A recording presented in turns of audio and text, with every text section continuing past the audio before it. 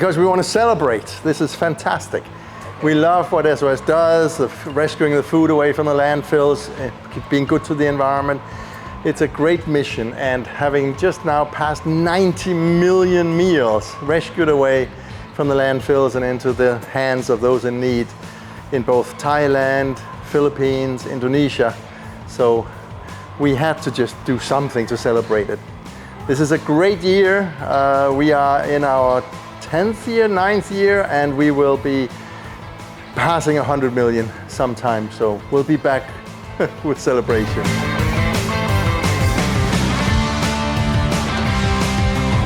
Of course, it's more food. We have only one mission, and that is to get as much food away from the landfill. That is surplus food. It is not food waste yet. It is perfectly edible and wonderful nutrition that needs to go to those in need. So we just simply expect a lot more food. 90 million meals is a lot, but we haven't even scratched the surface. There is so much more out there to be picked up and facilitated into the stomachs of those that otherwise are suffering from malnutrition. So in this case, we can do so much. We can make a big difference here.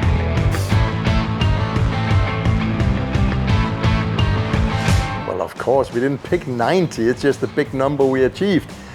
Actually, every 10 million meals that we rescue across all 3 countries, we now have a bonus for everybody.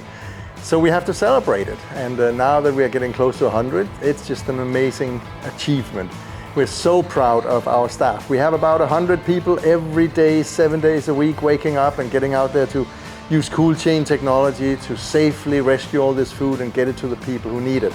And having perfected that, we now just need more volume, because this is free food. And the more free food we get, we only have to pay for the trucks, the logistics, the staffing.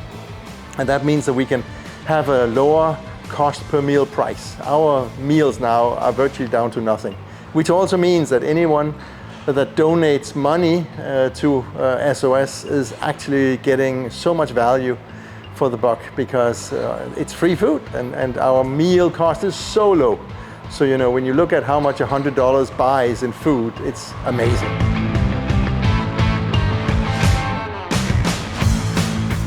We hope that we are going to make a difference, and we are already doing that. It's amazing, right? We actually spent a few $1 million on building up the organization many, many years ago, and now we've achieved so much. So by now, our calculation is something like $300 million worth of food has been delivered. So that initial investment has come back many, many times, and that is again because we're getting free food that otherwise goes to landfill. So we are very, very lucky, and we are very proud of our staff that work so hard every day. These boxes of food are tough to carry around, heavy. And to see some of this quality food, it's stunning quality of food. So you can only be happy. And when you look at all that and look at what we can do, our mission now has been to make sure that SOS will be here for many, many years to come, and we're grateful for our donors in all 3 countries and America that are giving us enough to keep the cost going and every day, so it's not dependent on anything. We need to be a dependable service, so that when all the donors call and say we have food for you to come and get, we are there, and we are a free service, we don't cost anything, and we are also a trusted service. We don't take the food to any wrong places. We know exactly where the people are. We have a scale from 1 to 5 as to the people who need it the most. So it's become an amazing operation. So all the best to SOS on the next 10 million, so we can hit 100 million. Go for it.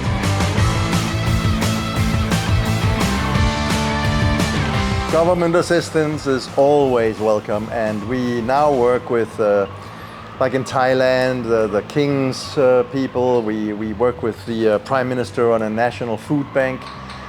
So once we get going, there is so much the government can do to help. But as we also saw when we were speaking at the G20 conference, there are obstacles in government just jumping in and doing it. And that's why we decided years ago, let's not wait for it. We will build it and they will come. And that's exactly what's happening now. Once they see it's trustworthy and that it really works, now the government can come and help. And the government isn't supposed to give handouts. The government is supposed to give fantastic stability around us so that people are motivated. We do not have the Good Samaritan law here in these 3 countries where you are safe if you give food away. So we have to sign agreements, we take the responsibility for the food and so on. But government can stabilize things around us. Government can also give our donors some CO2 benefits, some tax benefits and so on. So there are many influences that government can have on this. And when you look at the results, the food rescue and the nutrition to people and so on, everyone in government must be behind it and will do whatever they can.